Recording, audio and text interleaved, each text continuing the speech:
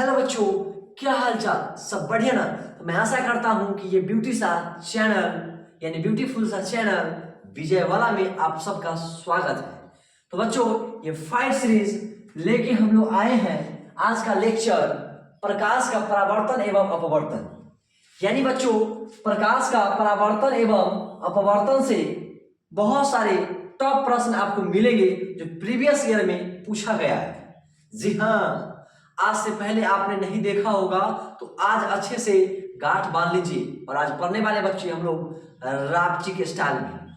आइए तो कंप्यूटर महोदय बच्चे को प्यारा सा दिन का शुरुआत करते हैं। आइए, दाढ़ी बनाने में कौन सा दर्पण उपयुक्त होता है? ये दाढ़ी बनाने के लिए कौन सा दर्पण का उपयोग किया जाता है? बच्चों याद कीजिए, जब हम लोग सैलून में जाते थे तो देखते थे दाढ़ी बनाते हुए तो अपना भी मन करता था। जब अपना मन करता था तो अपना में कौन सा लेटर आता है? अपना में कौन सा वर्ण आता है? ए। तो ए से हो जाएगा बच्चों अवतल। ए से अवतल। इसका मतलब दाढ़ी बनाने के लिए बच्चों अवतल दर्पण का उपयोग किया जाता है। तो ऑप्शन नंबर हो जाएगा सी, यानी हो गया बच्चों यहाँ पे अवतल। क्या हो गया? अवतल हो गया। तो आइए रापची के स्टाइल में हम आज का क्लास करने वाले बच्चों। तो सेकेंड क्वेश्चन आपके बोर्ड पे देखिए, ये क्या कह रहा है। चलिए ये लो आपके स्क्रीन के सामने बच्चों, गोलीय दर्पण, गौर से सुनना, गोलीय दर्पण में फोकसांतर एवं वक्ता त्रिज्या के बीच संबंध है। बोल रहा है कि गोलीय दर्पण बोल रहा है। गोलीय दर्पण एवं फोकसांतर एवं वक्ता त्रिज्या के बीच क्या संबंध होता है? तो फोकसांतर बोला है, इसका मतलब एफ। एफ बराबर क्या होता है? तुम बताओ क्या होता है? तो एफ बराबर होता है बच्चों R/2। तो यहाँ पे ऑप्शन नंबर देखिए क्या सही होगा बच्चों। तो ऑप्शन नंबर यहाँ पे सी है, R/2, यानी F = R/2। तो चलते हैं नेक्स्ट क्वेश्चन पे। ये लो आपके स्क्रीन के सामने है बच्चों। कितने बच्चे इस प्रश्न का कमेंट करके जवाब दे रहे हैं जरा जरूर बताइएगा। अगर किसी अवतल दर्पण की फोकस दूरी R तथा वक्ता त्रिज्या R हो तो, यहां पे बच्चों थोड़ा प्रिंटिंग मिस्टेक हो चुका है, या ये R है, इसको ऐसे समझ लीजिए R/2। चलिए हम लोग इसको देखने वाले हैं। यहां बोल रहा है कि अगर किसी अवतल दर्पण की फोकसांतर यानी फोकस दूरी F तो वक्ता त्रिज्या R होगा। क्या होगा? तो आप अब ये देखिए बच्चों कि F बराबर R/2 होता है। क्या होता है? F बराबर R/2 होता है। तो यहाँ ऑप्शन नंबर ए सही हो जाएगा। क्या हो जाएगा? Option number. नेक्स्ट प्रश्न देखते हैं। तो कितने बच्चे आज टॉप 3 प्रश्न का टॉप जवाब देते हैं कमेंट करके जरूर बताइएगा। तो आइए नेक्स्ट प्रश्न आपके स्क्रीन के सामने है। बोल रहा है कि किसी उत्तल लेंस का फोकसांतर यानी फोकस दूरी 50 सेंटीमीटर है तो उसकी क्षमता होगी।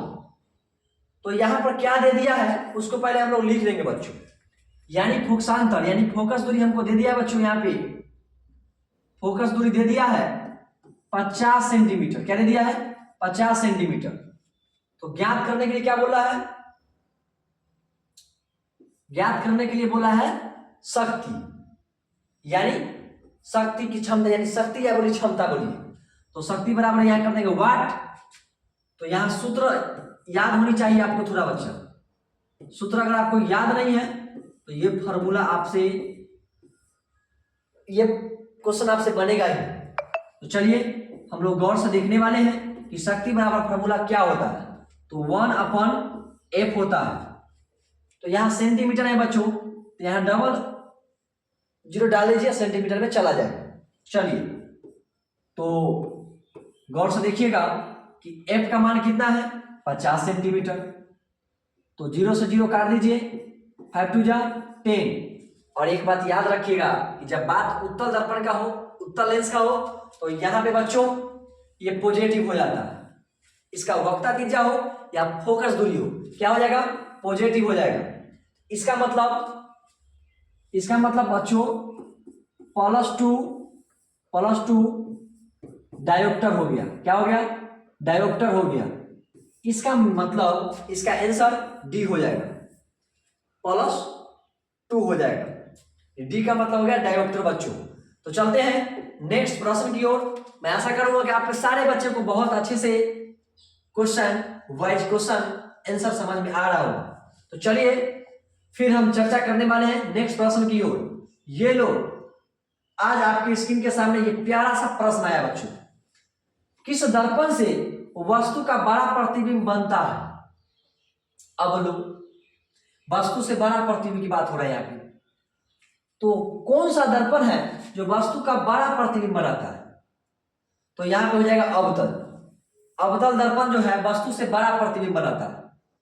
तो चलते हैं नेक्स्ट प्रश्न की ओर। चलिए ये लो, इसका आप लोग कमेंट करके जरूर जवाब दीजिएगा। अवतल दर्पण से परावर्तन के बाद किरण किस बिंदु से गुजरेगी? याद कीजिए ना, यहां पे थोड़ा देखते हैं, पहले थोड़ा सा डिस्कशन हम लोग कर लेते हैं। चलिए थोड़ा डिस्कशन करेंगे बच्चों। इसको मान लेते हैं V है, इसको मान लेते हैं W है। अब यहां पे प्रधान अक्ष के समांतर हम एक क्या लेंगे, किरण ले लेते हैं। चलिए ये प्रधान अक्ष के समान हो गया बच्चों, तो ये हमारा क्या होता है, ध्रुव हो जाता है। ये हमारा क्या हो जाता है, ये हमारा फोकस हो जाता है। क्या हो जाता है बच्चों, थोड़ा गौर से देखिएगा इसको। ये हमारा फोकस हो गया, ये हमारा वक्रता त्रिज्या हो गया, ये हो गया हमारा प्रधान अक्ष। क्या हो गया बच्चों, प्रधान अक्ष। थोड़ा इसको कंसेप्ट हम आप लोग को दे रहे हैं, प्रधान अक्ष हो गया। ये क्या हो गया, प्रधान अक्ष हो गया। अब हमको ये देखना है कि दर्पण से परावर्तन के बाद किरण बिंदु किस से गुजरेगी। जब इसके सामने एक ऐसे किरण आएगा, ऐसे आया, तो ये कैसे गुजरेगी? याद करो, इसका जो नजर है एकदम फोकस पर रहेगा। किस पर नजर आएगा, फोकस पर। ये जो है बच्चों फोकस से गुजर जाएगा। इसका मतलब फोकस हो गया, F का मतलब यहाँ पे फोकस हो गया, यहाँ ऑप्शन नंबर बी हो गया। तो चलते हैं नेक्स्ट क्वेश्चन की ओर। ये लो आपकी स्क्रीन के सामने। चलिए, किसी दर्पण से वस्तु को कहीं भी रखने से वस्तु के बराबर आकार का सीधा प्रतिबिंब बनता है तो दर्पण होगा। अब थोड़ा इसको माइंड वॉश आप लोग कीजिए। आइए रापची के स्टाइल में इसका थोड़ा जवाब दीजिए ना, रापची के स्टाइल में। आइए, बोल रहा है कि दर्पण से वस्तु के कहीं भी रखा, कोई दिक्कत नहीं, आप वस्तु को कहीं रख लीजिए, एकदम आकार एकदम समान होनी चाहिए और सीधा प्रतिबिंब बराबर आकार का होना चाहिए और सीधा प्रतिबिंब बनना चाहिए। तो कौन सा दर्पण हो जाएगा बाबू, आप लोग बताइए। तो ये हो जाएगा हमारा समतल दर्पण। कौन सा दर्पण हो जाएगा, समतल दर्पण। तो चलते हैं नेक्स्ट क्वेश्चन की ओर। ये लो आपकी स्क्रीन के सामने, इसका जवाब आप लोग कमेंट में दीजिएगा। सारे आज का प्रश्न जो है प्रीवियस ईयर है। देखो कितना रापची के स्टाइल में ये क्वेश्चन लाए हैं, रापची के स्टाइल में एकदम जवाब दीजिए। आइए, प्रकाश के अपवर्तन के कितने नियम हैं? सोचो सोचो, प्रकाश के अपवर्तन के कितने नियम हैं? 1 2 3 4। फटाफट आप लोग मन में विचार कर लिए होंगे कि इसका आंसर क्या होने वाला है। तो बच्चों ऑप्शन नंबर बी हो गया 2। क्या हो गया, 2। चलिए नेक्स्ट प्रश्न की ओर चलते हैं बच्चों। नेक्स्ट प्रश्न आपके लिए खास है क्योंकि हम आपके पास है, टेंशन ना ले। आइए, किसी गोलीय दर्पण की वक्रता त्रिज्या 50 सेमी मतलब सेंटीमीटर है तो उसकी फोकस दूरी होगी। अब मान लो बाबू कि वक्रता त्रिज्या कह रहा है कि R बराबर क्या बोल रहा है, किसी गोलीय दर्पण की वक्रता त्रिज्या 50 सेंटीमीटर है। तो बोल रहा है बाबू कि फोकस दूरी बराबर क्या होगा, यानी F बराबर वाट। तो आप जानते हैं कि F बराबर F बराबर R अपॉन 2 होता है। तो R का मान यहाँ कितना दिया है 50 सेंटीमीटर और 2 तो कितना मतलब कट जाएगा 25, तो यहाँ 25 सेंटीमीटर हो गया। क्या हो गया 25 सेंटीमीटर। तो चलिए यहाँ पे आंसर हो गया हमारा 25 सेंटीमीटर, ऑप्शन नंबर सी हो गया। तो मैं आशा करता हूं कि बच्चे को दिमाग में दिल से क्वेश्चन चला गया। आइए आज का आपका नेक्स्ट प्रश्न है, इसी के साथ हम अपने प्रश्न को खत्म करेंगे। चलिए 1 मीटर फोकस दूरी वाले उत्तल लेंस की क्षमता होगी। किसी को क्षमता देखने से पहले अपना क्षमता देखना पड़ेगा। यहाँ बोला बच्चों कि एक मीटर फोकस दूरी, यानी फोकस दूरी बराबर यहाँ पर दे दिया है बाबू 1 मीटर। क्या दे दिया 1 मीटर। और निकालना क्या है लेंस की क्षमता। तो लेंस की क्षमता बराबर फॉर्मूला होता है, याद कीजिए लेंस की क्षमता बराबर यानी P बराबर बच्चों 1/f होता है। क्या होता है 1/f। तो यहाँ f का मान कितना दे दिया है 1, f मान कितना दे दिया 1।